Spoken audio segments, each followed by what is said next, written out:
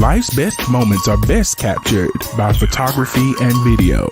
You may ask, why photography and video? Because if a photo is worth 1,000 words, video is worth 1,000,000. And GPS photography and video will leave you speechless. GPS specializes in weddings, swords, fitness, and so much more.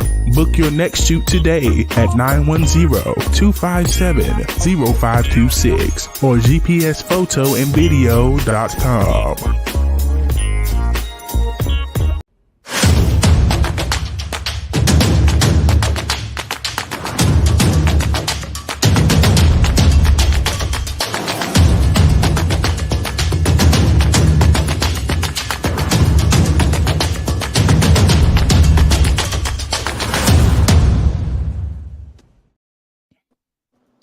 Welcome to the Amazon's podcast. I'm Glenn Young, owner of Amazon's Fitness Magazine. Celebrate the female physique.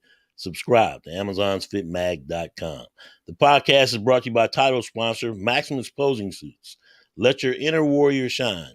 Custom competition suits for victory on every stage. MaximusPosingSuits.com. And of course, bronze level sponsor Murder Weight Apparel. You're not just wearing a clothing brand. You're wearing a mindset, murderweight.com. And of course, GPS photography and video, gpsphotoandvideo.com. Why photography and video? Because a photo is worth 1,000 words, video is worth 1,000,000. And Amazon's Fitness Magazine is a publication of GPS photography and video. My guest, IFBB Women's Physique Pro, Amanda Snooks, who got your pro card last year at North Americans. Congratulations once again. Thanks for coming on the podcast. Thank you for having me. So you've been taking the year off. Yep. Okay. 11 things. I'll bet. Tell me, what have you been doing? What have you been working on? What was the feedback? We are just gaining some overall mass. Generally, the feedback was just that I had a great frame. We brought an amazing level of conditioning. So it's just to fill out all of the spaces. I need to fill out my frame, basically. So you got your pro card in women's physique, but you also got it in women's bodybuilding as well? Right, yeah. So you're going to come out the blocks. Your pro show, you're going to go pro, or your pro debut is going to be as women's bodybuilding. That's right. And I'm super. Okay. So, I mean, what do you think? What are you looking at doing? I mean, the goal is like a lot of people's goals when you become pro is to make it to the O. And I know that, if we were going to stay in women's physique, there wasn't a lot of things to really change, just to, little things here and there, maybe. But we would have already competed and done our pro debut if we were going to stay in women's physique. So with that being said, I discussed it with my coach, and my heart is really in women's bodybuilding, and that's where I want to go. So we needed this whole year off, and to be honest, I haven't taken a whole year off in 15 years from competing. So wow. So this is a much needed rest then. Yeah, my body does need a rest. So how much size are we trying to build? Well, we discussed that he wants me to be at about 150 on stage. Okay. So, and if the grand scheme of things, if you want to really calculate this, I was 125 on stage when I got my pro card. So. Gee, Mani. Yeah. Wow. 25 pounds. And you obviously look bigger. I mean, yeah. Looking at the pictures, and it's like you were at 125. Yeah, 120. That is crazy. So, and a lot of people don't know that because, yeah, size, especially when you're a little person, I have little, and I'm only 5'4". So when you gain any size, when you're that height. It just looks bigger. Well, just proof that the camera does add 10 pounds. In your case, that's something. So you're going 25 pounds more. Specifically in your physique, what are you looking at growing? Legs, backs, or everything in general? I really think everything in general. We concentrated a lot on our lower half going into the pro debut or going into the national show. Mm-hmm. It was about 6 months, I think, that we really worked, twice a week, just training legs together. So I think that, overall, I just need bigger size everywhere. Um, Originally, I was more symmetrical going in. So Mm-hmm. it's kind of just trying to rest more, to add more size. We're eating a lot. In the beginning of the year after we turned pro, we really concentrated on fixing a lot of issues. I had digestive issues, like a lot of girls. Um, Mm-hmm. you know, we wanted to make sure that our blood, all of the hormones and everything inside was good before we really started to do anything. So it was a lot of time just concentrating on healing my body. Mm-hmm. What do you think the common cause of digestive issues is? Because a lot of competitors talk about gut health and issues that they've had. What's the leading cause, would you say? Um, I think just a lot of extremes. This Mm-hmm. is an extreme sport, and um, there's a lot of times where you could harm yourself if you don't let off the gas. A lot of people, going into a show or going into, even an off season, um, they think that putting on the gas the whole time is going to get you somewhere. And there's a lot of times where, especially when you get to a certain age, like I'm not a youngin in the sport, so you really got to pay attention to what your body's telling you. um, a lot more rest, but especially when it comes to supplements. And then, like, eating, we have to eat a lot. Mm-hmm. Sometimes when you're pushing so much food, it's so hard for you to digest it. And, there's a lot of times, like, I had to do a food sensitivity test. Um, Mm-hmm. so I had a lot of inflammation built up from foods over the years that I became sensitive to. So Mm-hmm. just a lot of things that just doing your research and being aware, I think, Right. helps a lot. So now that you're taking the year off, what have you been doing? I mean, I know you've been lifting, eating, you talking about, but what other things have you been working on? Um, Really, just now we're scrolling back to, like, training 5 days a week, and rest and recovery, and trying to allow that to be part of my routine and my habit.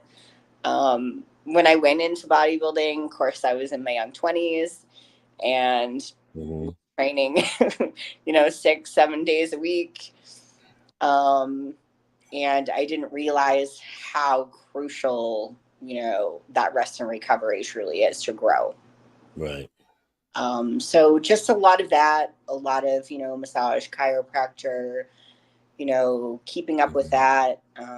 It just to enjoying myself, enjoying training, Yeah. um, you know, nourishing my relationships with my friends and my family. Um, getting to see my coach more often. I know he's started to ramp up with a lot of his clients. He's got so many clients coming to Tampa Pro now, Mm-hmm. that are in that show. So that's exciting. But just doing a lot of that, and then obviously on working hard in my work life, and then trying to find an agent so that that I can get some more acting and modeling jobs. Yeah. Yeah. What people may not know is you are an actress And the movie that you played in is called House of Cards. What can House, you tell me about that? House of Cats. House of Cats. Yeah, so it is an interesting kind of movie. The director, her name is Brooklyn Winters, and she came up with this concept of this movie where the women sort of run the town. So this So it's woman, just a normal day then, like every day. right? So she was like a madam, and she had like all of these ladies that worked for her, but she Okay. had like all of the men sort of working for her too. So, the governor of the town and, the police officers, the whole department. So it's a really interesting concept. So, So it was, what role do you play? I was one of the security guards, Okay. obviously. So they put me in that role as well as like a gangster type role. So it was kind of interesting to play. So what year is this set in? Modern times. Yeah. Okay. Yeah. Oh, when you first started out, I thought, okay, is this something like in the 1870s or Oh, something like that? But and a very cool concept to do as well. yeah, it would. So you do it as a security guard. Who are you securing? You taking Uh, care of the ladies or for for the madam. Yeah. okay? Hmm. No, who plays the part of the madam? It is a girl that is here in Tampa. I forget her name at the moment, but she was a really good actress. Nice. Yeah. Well, that's really interesting. Where do you see yourself taking your acting, and how do you think you can match it in with women's bodybuilding? Because obviously that would be the ultimate role to play. It is. So I've had a lot of roles in like music videos and stuff like that. Hmm. I've always been an actress since I was a young kid. A lot of people don't know that unless they're really, really close to me. But I started acting when I think I was like 5. I was on a sports TV show interviewing guests and stuff at that time. I actually went to like a camp. So they have summer camps for acting. My mom put me in Hmm. the summer camp, which was really interesting. And I also race horses and stuff. And I Yep, got you ride to horses. yeah, I got to the age where I was like, I think 16 or 17, and my mom was just really tired. She was a single parent, and she was running me to auditions and stuff all the time. And she said, once you get your license, you can go and do your own thing. But Right. she either horses or acting right now. So I picked my horses and got out of acting for a little while. And I'm just trying to like build up my resume now that I'm a bodybuilder. Although it is a little bit harder for us because a lot of roles they don't want to see you like big and muscular like that. Right. Right. Um, I actually had an audition for the Florida Lottery commercial Oh wow. Okay. couple months ago. So it was between me and this one girl. She was a power lifter, and it's a commercial Hmm. where you actually are lifting a guy on a couch. So I thought it was really Oh, fun. there you go. In my audition, they wanted me to actually squat, which I thought was funny. Squat him. No, just Hmm. like air squat, so they could Okay, I tell got you, what it would look like. man. So you didn't get the role. I did not. No, they Okay. gave it to the power lifter girl. Mm. Yeah. Yeah. How much did it pay? It was nice. It was Oh about wow. 8,000, and then you get Oh residual. So man, yeah, because they keep replaying it. right. Yeah.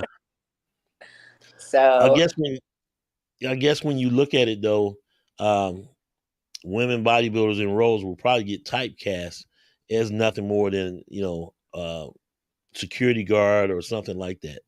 it But is my mission in life to get us to like the forefront of television. So, that's my goal right now. It's a great goal, but yeah, because the more you women's bodybuilding is out there, the more people will be able to see it and see it as something that strength and beauty that emulates that, and on all platforms, not just in the movies, commercials, but in everyday life. Because now you guys have still got a shock factor when people see you out and about. That, yeah, and Yeah, people don't understand, the whole concept of bodybuilding. So I think that would give them like more of an education into the sport. definitely. And everybody say they don't want to look like that, and they're like, okay, whatever.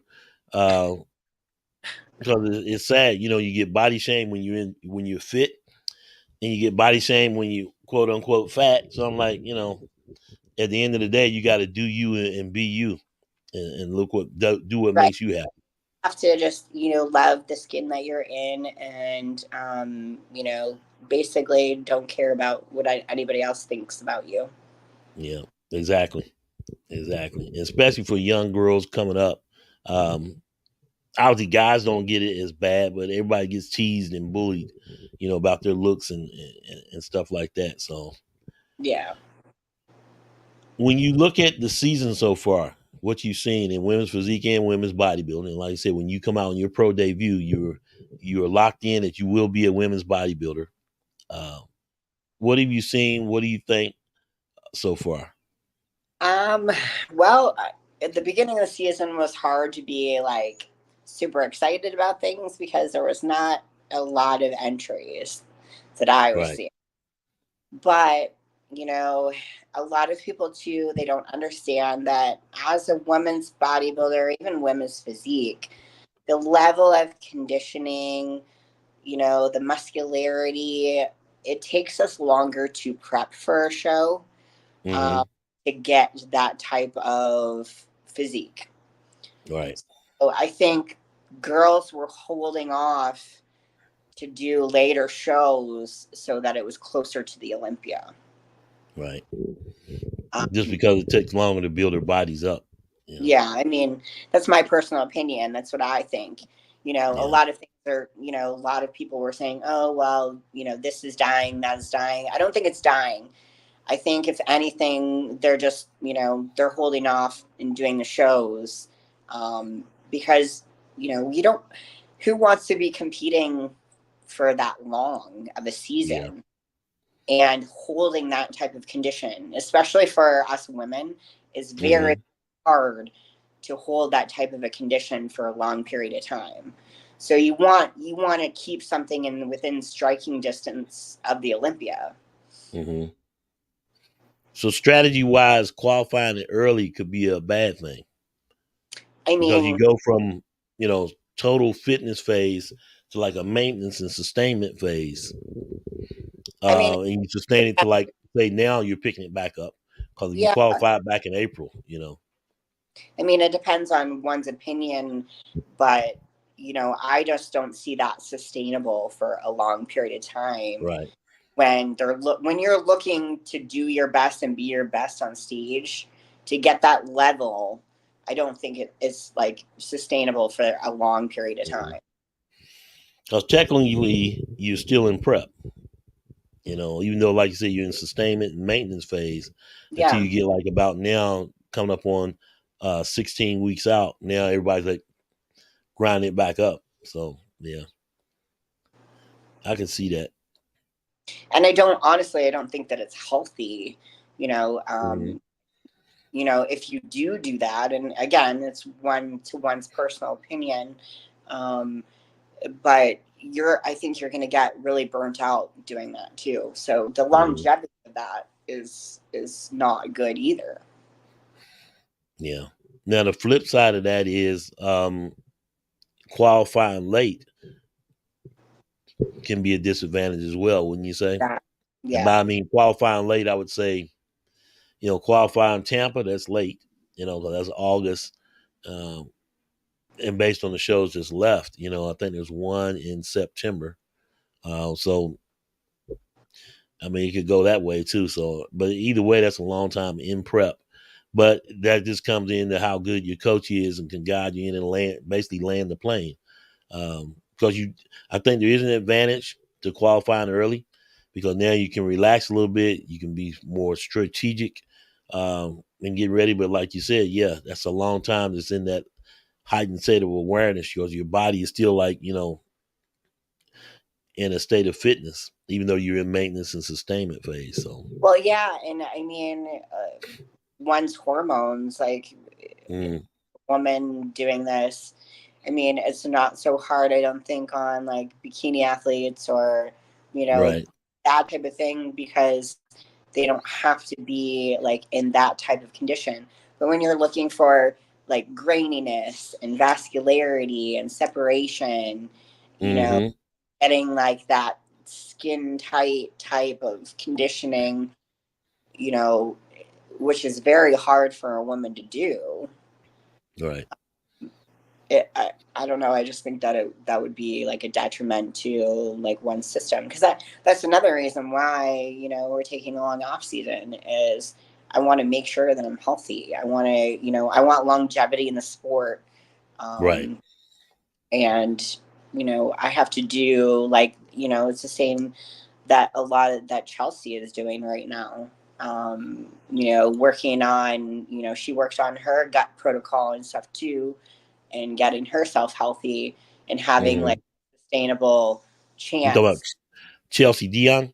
Yeah, yeah. Yeah. So, And she seems to be enjoying her year off too, even though she's chomping at the bit to but get back. yeah, So, but yeah, gut health, overall health is important.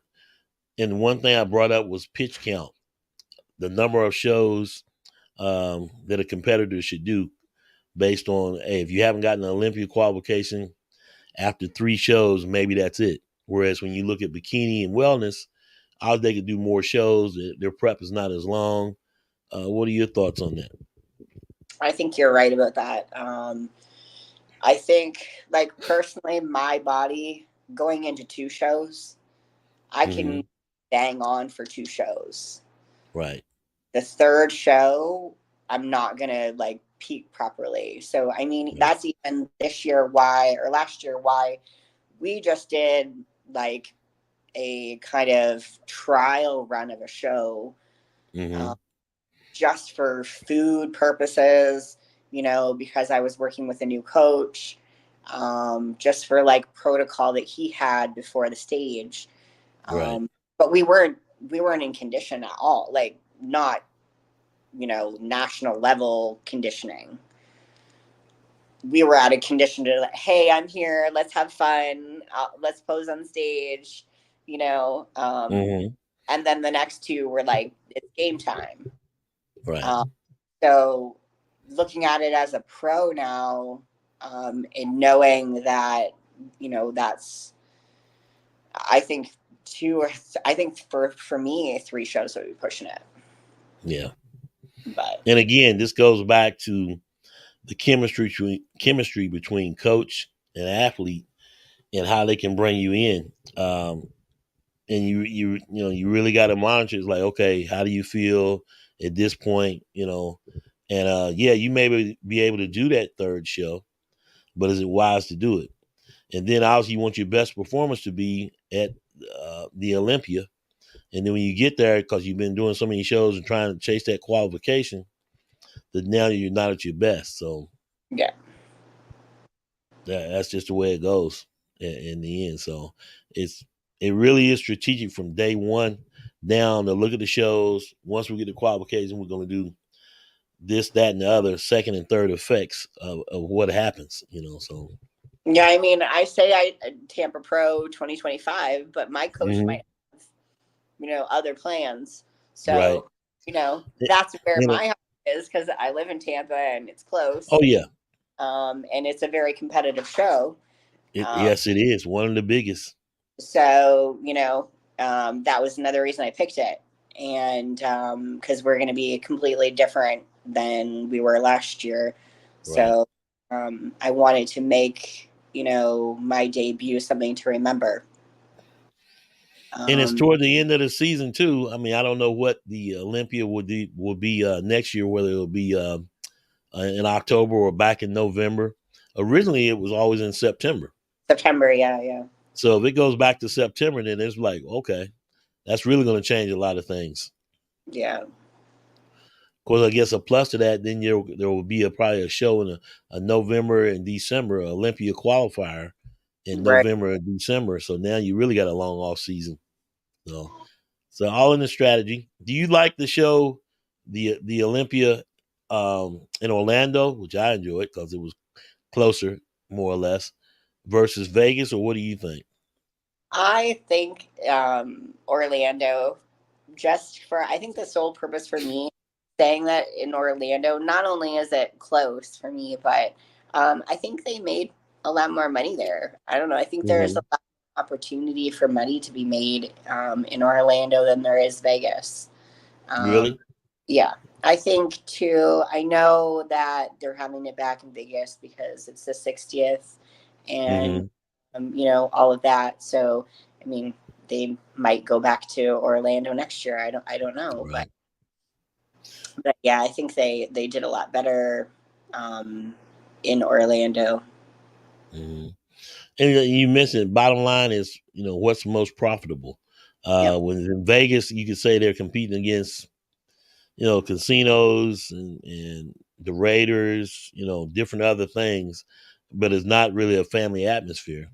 But then the Right. flip side of with Orlando, you're competing against, what is it, Disney World in Yeah. Orlando? Yeah. Yeah. So, I mean, at the end of the day, it goes back to the most important thing, marketing and how you can make everything profitable. Right. And I think too, like during COVID and stuff, they started to make more money, it being in Orlando, just Right. because Vegas, they were having restrictions on how many people you could have in the building and Hmm. that. And I really like the convention center. Um, I've been there so many times for Yeah. shows. I just find it like a more of a warm welcome type of place to have a show. I don't know, rather than like the casino. I like the layout and the proximity um, to the hotels and the venue for Yeah, sure. Because, I mean, you weren't all over the place, but, we'll just have to see. At the end of the day, it's Olympia 60 years, so this is going to be huge. it is. Um, Now that you are a women's bodybuilder officially as a pro, Yeah. and I'm gonna let you out of here on this one. Give me your short term and long term goals, and what do you hope to achieve? Well, short term goals would, obviously make it, in the first call out Mm-hmm.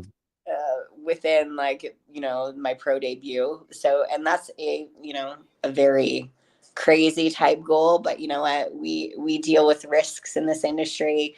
And, a lot of people may or may not believe in you, and that's okay. Um, Mm-hmm. you know, but that's my goal. Um, and long term, obviously making it, to the Olympia is a huge goal for me. And I'm no spring chicken. And Yeah. I'm 43 in a few days. So Well, happy birthday early. thank you. So yeah, I want to have some goals in this industry and have a little bit of more longevity before before it's time to retire. Do you have that mark out there on the wall? Like I said, you say you'll be 43 in a few days here. Do you like, okay, I'm only going to do this till boom, or are you going to try to be like so many other competitors like Tina Chandler? She'll be 50 coming back, and she's doing the Atlanta Pro. I'm excited to see her. Yeah, Um, I say that, but I never know what the future holds. Uh, mhm. I can't see myself retiring yet, so I'm with my coach till the wheels fall off. So Yeah. with or without competing, we'll still be coaching and maintaining something. So I mean, I'm just going to take it to wherever it goes. And there's a lot of masters programs out there, masters competitions that are out there. The Yeah, Olympia Masters as well. So you basically go for both, you know. yeah, that's true. I mean, I say masters, but I don't feel like I'm Yeah, it's you're only as old as you feel, yeah. and age is just a number. And you see the number of the competitors that are going out there that's competing in their 50s, and so on and so forth. So I mean, Melanie Horton, is one to name. She's still doing it and doing it at a high level. That's a fellow Canadian right there. Yeah, yeah, she is. Great interview with her, so I'm excited to see her as she competes. But yeah, she's been doing it and doing it at a high level for a very long time. So, Very long case time. in point. Yeah. So, the movie is House of Cats on YouTube with Amanda Snooks in there. Amanda, thanks for joining me on the podcast. Thank you for having Always going to be talking soon, Yeah, for especially as you get cut up in shape and begin the shredding. We'll have to set up these photo shoots and stuff. I don't know if I'm gonna make it to Florida this year. I'm gonna try, but yeah. right now, only thing I got on there slated as far as big shows is the Atlanta Pro in a couple of weeks. So Nice. all the best to you. Excited. Oh Welcome yeah. to the women of bodybuilding, women's bodybuilding. No more women's physique for you. So I'm excited to see you put on this 25 pounds next year. So yeah, post a lot and keep me updated. Gonna be exciting. Yeah. Thanks for coming on. Thank you for having me. All right. Up next in the second hour, Sheena Oleg will be joining the podcast here at 7:30. Want to talk to her about what's coming up for her. She obviously chose a show, Deep in Prep, and it's all about the Olympia qualification right now because it's really not the story of who's in, who's on the outside looking in, and rooting hard for her as well as a lot of others that are out there with, I think, roughly 7 shows left going for that Olympia qualification. And then at 8 p.m., Tracy Gall. She's been tearing it up this year. Got her Olympia qualification in women's physique. Excited to talk to her as well. So make sure you guys tune back in at 7:30 with Sheila Oleg, and then right at 8 p.m. with Tracy Gall. And I will see you shortly.